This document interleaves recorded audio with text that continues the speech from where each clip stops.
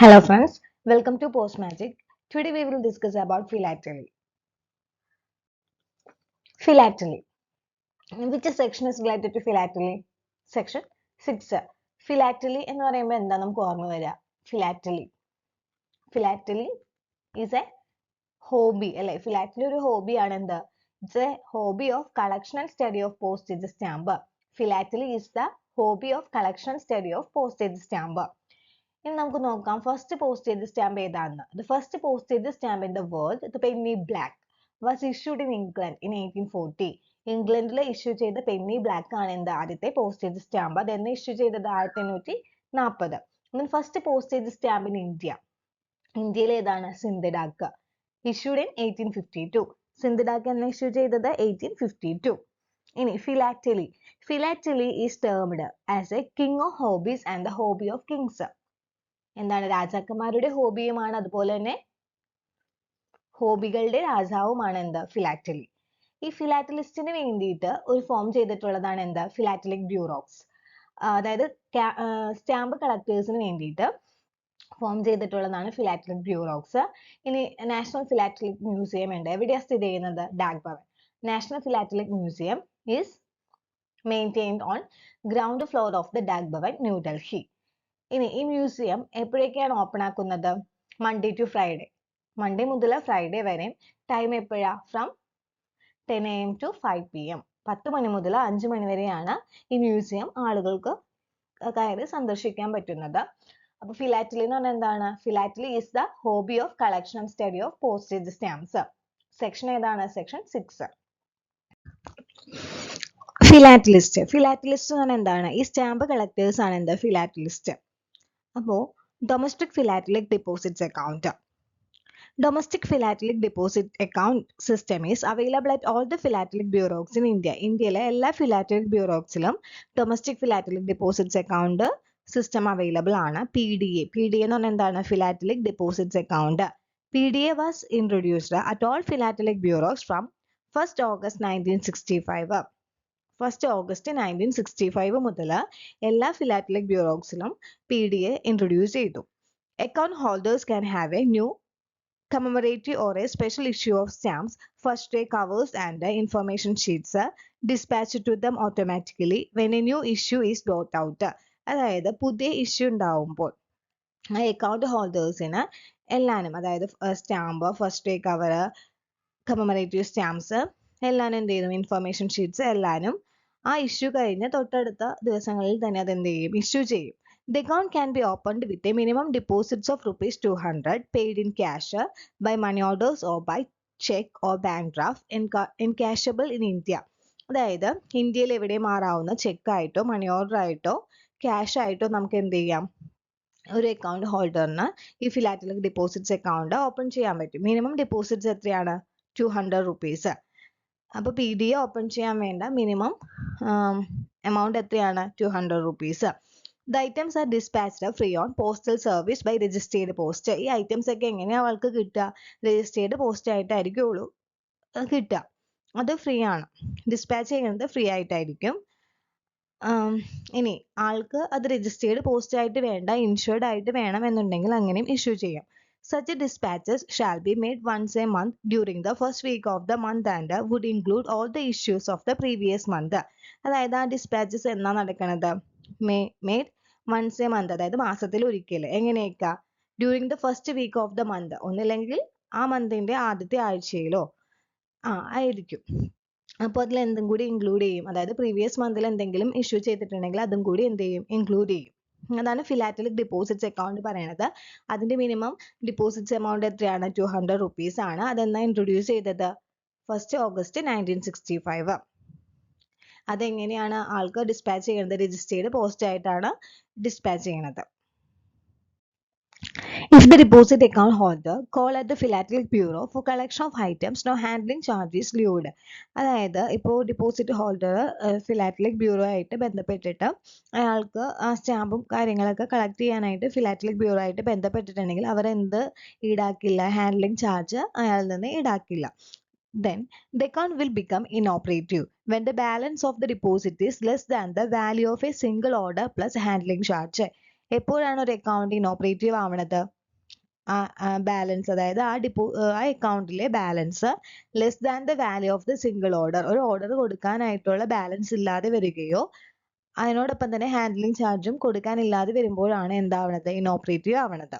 The account will become inoperative when the balance of the deposit is less than the value of a single order plus a handling charge.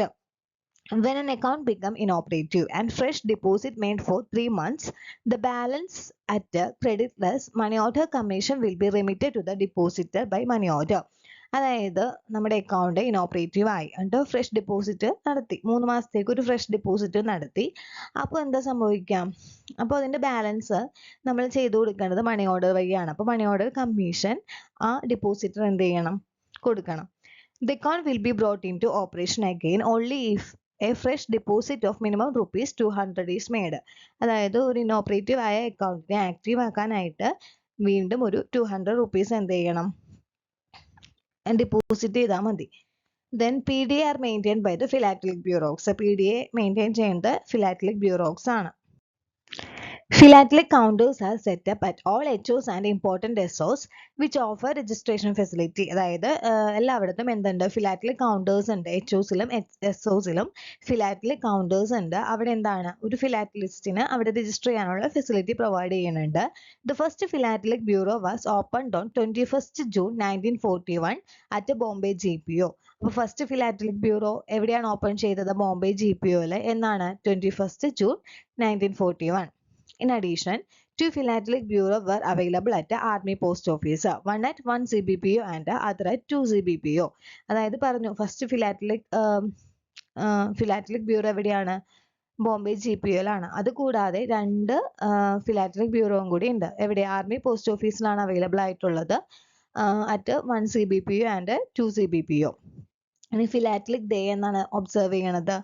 October 13. അപ്പോൾ October 13 philatelic day ആയിട്ട് ആഘോഷിക്കും. To avail of the philatelic deposit account service, the application should be completed and sent to any of the philatelic bureaus at which it is desired to open the account with the remittance. Cash കൊടുത്ത് നമുക്ക് എവിടെയെങ്കിലും open ചെയ്യാം. E-commerce portal called the e-post office. അതായത് ഈ philatelic ഡെപ്പോസിറ്റേഴ്സിന് വേണ്ടിയിട്ടൊരു e-commerce portal ഉണ്ട്. അതെന്താണ്? E-post office. ആ പോർട്ടലിൻ്റെ നെയിമാണ് e-post office. Foreign philatelic deposit account.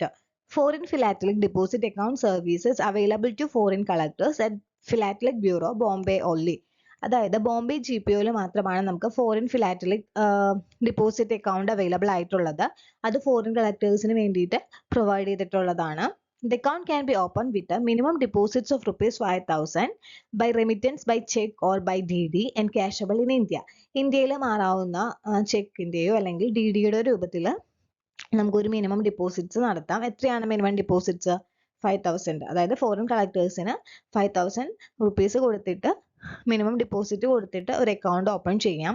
Minimum amount of order should be ₹500 and item are usually dispatched under registered post unless the customer desire otherwise. അതായത് മിനിമം ഓർഡർ ചാർജ്, അതായത് minimum ഓർഡറിന് വേണ്ടിയിട്ട് ഒരു 500 rupees available ആയിരിക്കണം. അതെങ്ങനെയാണ് foreign കളക്ടേഴ്സിന് കൊടുക്കുക? Registered post വഴിയാണ്. അല്ലെങ്കിൽ അവർക്ക് ഇൻഷുർഡ് പോസ്റ്റ് ആയിട്ട് വേണമെങ്കിൽ അങ്ങനെയും കൊടുക്കാം. A handling charge at the rate of 2% of the order with minimum of ₹10 is due. എന്താണ്? ഫോറിൻ ഫിലാറ്റലിക് ഡിപ്പോസിറ്റ് അക്കൗണ്ടിന് ഹാൻഡ്ലിംഗ് ചാർജ് ഉണ്ട്. എത്ര? 2%. 2% ഹാൻഡ്ലിംഗ് ചാർജ് ഉണ്ട്. അല്ലെങ്കിൽ മിനിമം 10 രൂപ വെച്ചിട്ട് ഹാൻഡ്ലിംഗ് ചാർജ് ഉണ്ട്. എന്താ? ഫോറിൻ ഫിലാറ്റലിക് ഡിപ്പോസിറ്റ് അക്കൗണ്ടിന്. ഇനി ഡൊമസ്റ്റിക് ഫിലാറ്റലിക് ഡിപ്പോസിറ്റ്സ് അക്കൗണ്ടിന് എന്തില്ല? ഹാൻഡ്ലിംഗ് ചാർജ് ഇല്ല. അതാണ് ഫോറിൻ ഫിലാറ്റലിക് ഡിപ്പോസിറ്റ് അക്കൗണ്ടും ഡൊമസ്റ്റിക് ഫിലാറ്റലിക് ഡിപ്പോസിറ്റ് അക്കൗണ്ടും തമ്മിലുള്ള ഡിഫറൻസ്. ബാക്കി എല്ലാവരും സെയിം ആണ്. അതായത് ഫിലാറ്റലിസ്റ്റിന് ഇത് അയച്ചു കൊടുക്കുന്നത് രജിസ്റ്റേർഡ് പോസ്റ്റ് വഴിയിട്ടാണ്. അതർവൈസ് ഇൻഷുർഡ് പോസ്റ്റ് ആയിട്ട് അയക്കാം. Deen Dayal Sparsh Yojana. Sparsh scholarship for promotion of aptitude and research in stamp as a hobby. സ്പർശിന്റെ ഫുൾ ഫോം എന്താണ്? Scholarship for promotion of aptitude and research in stamp as a hobby. Sparsh Yojana എന്ന് പറഞ്ഞിട്ടുണ്ടെങ്കിൽ ദീൻ ദയാൽ സ്പർശ് യോജന എന്താണ്? ഒരു scholarship programme ആണ്. അത് ഇൻട്രൊഡ്യൂസ് ചെയ്തത് November 3, 2017. 2017 November 3 ഇൻട്രൊഡ്യൂസ് ചെയ്തത്. അതെങ്ങനെയാണ്? അതൊരു 920 സ്കോളർഷിപ്പ് ആണ് പ്രൊവൈഡ് ചെയ്യണത്. അതായത് ക്ലാസ് 6 to 9 6ാം ക്ലാസ് മുതൽ 9ാം ക്ലാസ് വരെയുള്ള കുട്ടികൾക്ക് 920 സ്കോളർഷിപ്പ് പ്രൊവൈഡ് ചെയ്യും. Every postal circle will select A maximum of 40 scholarship representing 10 students each from class 6, 7, 8 and 9. അതായത് നമുക്കറിയാം 23 പോസ്റ്റൽ സർക്കിൾ ആണുള്ളത്. അപ്പോൾ എല്ലാ സർക്കിളിൽ നിന്നും മാക്സിമം 40 സ്കോളർഷിപ്പ് വീതമാണ് പ്രൊവൈഡ് ചെയ്യണത്. 10 സ്റ്റുഡൻറ്റ്, അതായത് 10 സ്റ്റുഡൻറ്റ് ഓരോ ക്ലാസ്സിൽ നിന്നും 10 സ്റ്റുഡൻറ്റിനെ വീതം എടുക്കും. 6ാം class, 6, 7, 8, 9. Amount of scholarship is rupees 6,000 per annum at the rate of rupees 500 per month. അതിൻ്റെ സ്കോളർഷിപ്പ് എമൗണ്ട് എന്ന് പറയുന്നത് 6,000 ആണ്. ഇനി മാസത്തിൽ വെച്ച് പറയുകയാണെങ്കിൽ 500 per month.